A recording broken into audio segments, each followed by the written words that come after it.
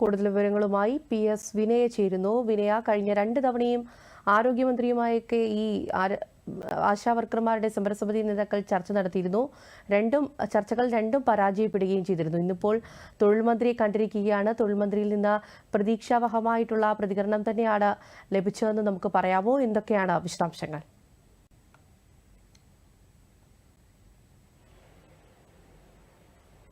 നേരത്തെ ഇവര് ഉന്നയിച്ചിരിക്കുന്ന ആവശ്യങ്ങളെല്ലാം തന്നെയാണ് ഒരു നിവേദനത്തിന്റെ രൂപത്തിൽ തൊഴിൽ മന്ത്രി വി ശിവൻകുട്ടിക്ക് ആശാ സമരസമിതി നൽകിയത്. നേരത്തെ ഈ ആരോഗ്യ മന്ത്രി വീണ ജോർജുമായുള്ള ചർച്ചകൾ നടന്ന സമയത്ത് ഇവർ ഇത്രയും നാളായി അവിടെ ഇന്നിപ്പോ 57ാമത്തെ ദിവസമാണ് അവിടെ സമരം ചെയ്യുന്ന സമയത്തൊക്കെ തന്നെ പലതവണ തൊഴിൽ മന്ത്രിയായിട്ടുള്ള ശിവൻകുട്ടി പറഞ്ഞിരുന്നു. അതായത് ഇത്രയും അടുത്ത് സമരം ചെയ്തിട്ട് തൊഴിൽ മന്ത്രിയായ എന്നെ ആശാപ്രവർത്തകർ വന്ന് കണ്ടിട്ടില്ല, അവരുടെ ആവശ്യങ്ങളൊന്നും പറഞ്ഞിട്ടില്ല എന്ന് അദ്ദേഹം പറയുകയുണ്ടായിരുന്നു. ഈ ഒരു സാഹചര്യത്തിൽ കൂടിയാണ് തൊഴിൽ മന്ത്രിയെ നേരിട്ട് കണ്ട ഇത്തരത്തിലുള്ള ഇവരുടെ നിവേദനങ്ങൾ കാര്യങ്ങളെല്ലാം അവതരിപ്പിച്ചത്. പറഞ്ഞ കാര്യങ്ങളോട് വളരെ അനുഭാവപൂർണ്ണമായിട്ടുള്ള അനുകൂലമായിട്ടുള്ള ഒരു സമീപനമാണ് തൊഴിൽ മന്ത്രിയുടെ ഭാഗത്തു നിന്നും ഉണ്ടായതെന്നാണ് ആശാപ്രവർത്തകർ പറഞ്ഞത്. എല്ലാ കാര്യങ്ങളും അദ്ദേഹം കേട്ടു.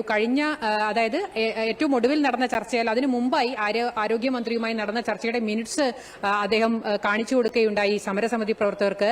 അതായത് ഓണറേറിയം വർദ്ധിപ്പിക്കാൻ സർക്കാർ തത്വത്തിൽ തീരുമാനിച്ചിട്ടുണ്ട് എന്നുള്ള കാര്യം ഈ മിനിറ്റ്സിൽ രേഖപ്പെടുത്തിയിട്ടുണ്ട്. അതുകൊണ്ട് തന്നെ ഇത് പരിഗണിച്ചുകൊണ്ട് സമരത്തിൽ നിന്ന് തിരിഞ്ഞു പോകണം എന്നുള്ള ഒരു ആവശ്യമാണ് തൊഴിൽ മന്ത്രി മുന്നോട്ട് വെച്ചത്. പക്ഷേ ഓണറേറിയം വർദ്ധിപ്പിക്കാതെ ഒരു രീതിയിലും സമരം അവസാനിപ്പിക്കാൻ കഴിയില്ല എന്നുള്ളൊരു അവസ്ഥയിലാണെന്നുള്ള കാര്യം മന്ത്രിയോട് പറഞ്ഞു എന്നാണ് സമരസമിതി പ്രവർത്തകർ പറഞ്ഞത്. മറ്റൊരു പ്രധാനപ്പെട്ട കാര്യം, നേരത്തെ കഴിഞ്ഞ തവണ വീണ ജോർജുമായി നടന്ന ചർച്ചയിൽ ഇവരുടെ ആവശ്യങ്ങൾ പഠിക്കാനായി ഒരു സമിതിയെ നിയോഗിക്കാമെന്നും 3 മാസം കൊണ്ട് സമിതിയുടെ റിപ്പോർട്ട് വാങ്ങിച്ചതിന് ശേഷം ഇവരുടെ ആവശ്യങ്ങൾ പരിഗണിക്കാമെന്നുമുള്ളൊരു തീരുമാനമായിരുന്നു സർക്കാർ പറഞ്ഞത്.